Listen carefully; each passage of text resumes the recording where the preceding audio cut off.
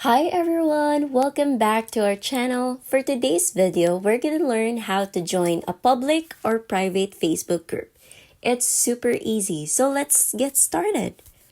The first thing that we need to do is open, of course, our Facebook app on our phone. And click on the magnifying glass icon located at the top right corner, second option on your screen. And search for the group that you want to join. Now here you can see there are public groups, but there are also private groups. In order to join public groups, you just need to click join and you are automatically a member of that group.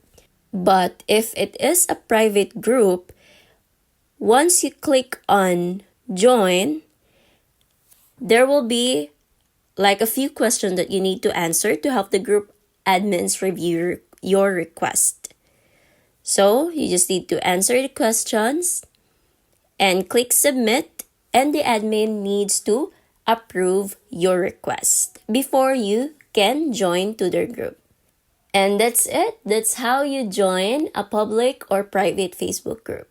And if you find this video helpful, don't forget to click like, subscribe, and click that notification bell for more videos like this. Thanks for watching!